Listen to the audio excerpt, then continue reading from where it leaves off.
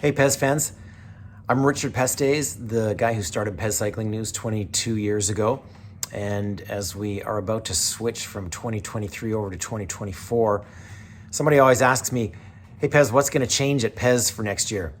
And that gets me thinking about what changed at Pez over the last 12 months. And obviously the biggest thing for us that changed here was our friend and compatriot Ed Hood, who suffered a really severe stroke back in February and has been missing from the site since then. And unfortunately, Ed probably won't be coming back. He's still recovering, but we don't expect Ed to be back to join us. So we really miss him on the site, and I'm sure that if you ever read one of his 2,153 stories, you probably miss him too.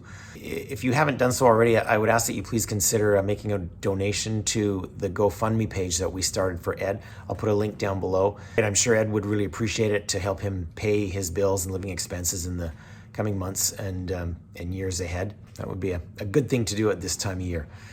Ed gave us so much entertainment over the last 15 years with his very unique take on road cycling that, man, I think it's the least we can do to help him out a little bit. But one thing I can tell you that will not be changing at Pez is that we will continue to be real people writing real stories, using our own words to talk to you about cycling and talk about our experiences with cycling and share that passion with all of our readers. So yeah, don't worry. You can start to see it now, how AI is creeping in around the internet. You can start to pick out those stories that kind of start to all sound the same. Some of them are factually incorrect, but they're certainly missing the nuance of the personalities. And that's, I think, one of the things that makes us really unique. And I've always really valued that at Pez, is the really unique and different personalities of all of the Pez crew.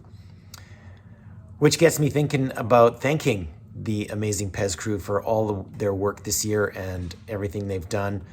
Alistair in Spain for doing all our daily editing and posting up Toolbox.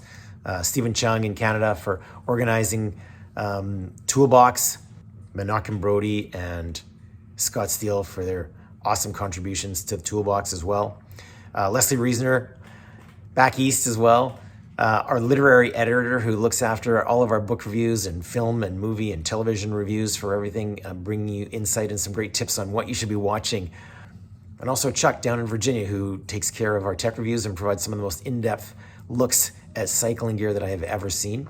And our collaboration with Spencer Martin from Beyond the Peloton podcast. Really cool and I think super interesting analysis of the world's road racing scene.